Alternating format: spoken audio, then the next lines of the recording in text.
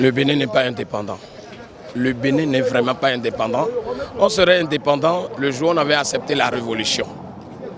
Mais les cadres de ce pays ont toujours détourné les idées, ont toujours pillé les idées. Ça fait que la révolution a basculé.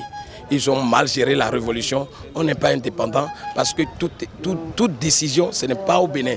Toute décision vient d'ailleurs. Donc le Bénin n'est pas indépendant. Ça, c'est ce qu'on fait pour dire que le Bénin est indépendant. Quand vous rentrez dans le secret des rois et que vous voyez tout ce qui se passe, la gestion qui est faite de ce pays-là, vous voyez le président là seulement. Il y a des dictats qui viennent de loin et lui-même ne peut pas outrepasser. S'il outrepasse, le lendemain, il est sauté. Le Bénin n'est indépendant à rien. Parce que l'indépendance, quand tu es indépendant, tu dépends de toi-même. Nous continuons de commander. Nous continuons pour notre santé même. Il faut qu'on nous vienne. Où est l'indépendance? Et qu'est-ce que nous avons pour être indépendant? On n'est pas indépendant. Pour être vraiment indépendant, il faut apprendre aux Béninois de travailler. Apprendre parce que c'est ça qui nous manque. Et c'est ça qui fait que le Bénin ne peut pas avancer. On aime trop demander. Donc moi je souhaite à mon président, si vraiment on soit vraiment indépendant, là, on va nous apprendre aux Béninois de travailler. L'indépendance des pays comme le nôtre, pas seulement le Bénin, des pays comme le nôtre, ça reste discutable. Parce que la vraie indépendance, la vraie autonomie, c'est quand vous décidez de vous-même. Vous décidez, vous êtes libre de décider de votre avenir, de décider au nom de la génération actuelle et des générations futures. Mais on ne peut pas se dire indépendant tant qu'on n'est pas encore économiquement indépendant. Je pense que l'indépendance, c'est sur papier pour le moment.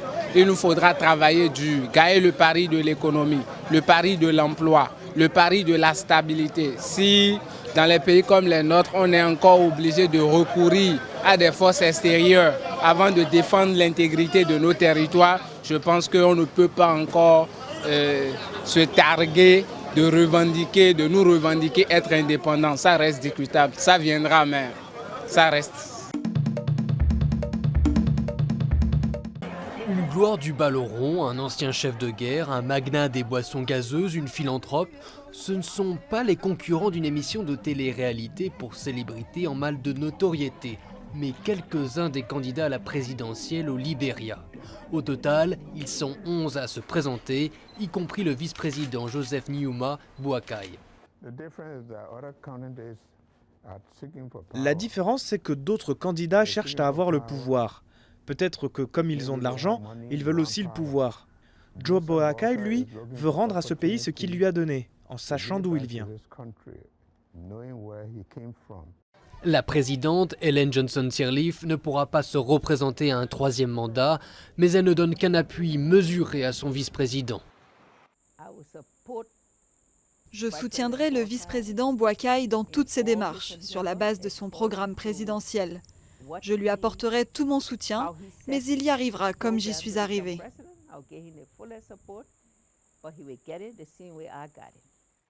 L'ancienne star du PSG et du Milan AC, Giorgio Weah, a décidé de se présenter aux côtés de l'ex-épouse de Charles Taylor, ancien chef de guerre et président du Libéria. Face à eux, le sénateur Prince Johnson, tristement célèbre pour une vidéo, le montrant en train de siroter une bière pendant que ces hommes torturaient à mort le président Samuel Doe en 1990.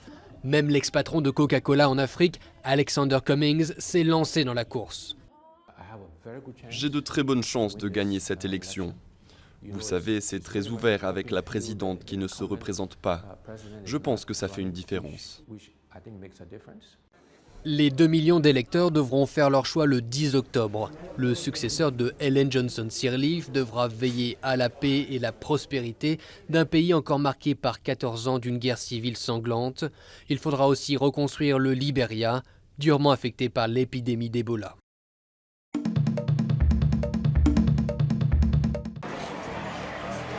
À l'approche des élections, plusieurs sondages d'opinion ont identifié le coût de la vie comme la préoccupation numéro 1 des Kenyans qui reprennent désormais à l'envi une rengaine maintes fois entendue en Afrique, le PIB, ça ne se mange pas.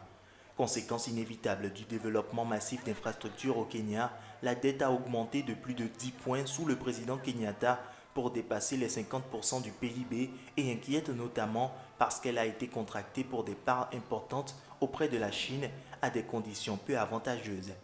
Le coût des produits de base dans la plupart des pays africains a dépassé l'inflation. Si vous gagnez $100 par mois, vous consacrez $50 à la nourriture. L'inflation des aliments est de 20 à 25%. Il vous reste très peu à la fin du mois. Si vous en gagnez 1000, c'est différent. C'est juste une différence mathématique.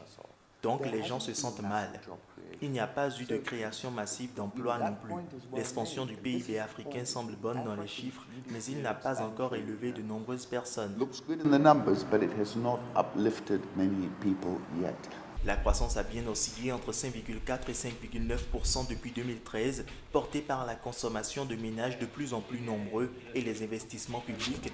Mais le bilan économique de Kenyatta, considéré comme un des points forts de son mandat de 4 ans, doit être nuancé. Nous avons vu des politiques s'immiscer dans cette économie dynamique. Tout d'abord, l'ensemble du système politique coûte trop cher. La rémunération, le coût des fonctionnaires, le coût de l'exécution de ce gouvernement, les dépenses excessives, la corruption qui s'y rattache. C'est une énorme résistance à l'économie réelle. Nous avons vu une détérioration significative. Il est clair pour tout le monde que les niveaux de corruption n'ont pas diminué, ils ont augmenté et c'est le plus grand défi à relever pour le Kenya. Et j'ai bien peur qu'il faille une volonté très forte pour vaincre la corruption. Enfin, et c'est peut-être le principal reproche adressé à l'administration Kenyatta selon certains, la croissance n'a pas bénéficié suffisamment aux pauvres. Surtout que le Kenya ne dispose pas d'une industrie manufacturière importante qui permettrait de générer de nombreux emplois. Pour l'analyste Sachu, le Kenya se devait d'investir, mais à partir de maintenant, il s'agit d'échelonner correctement les prochains investissements.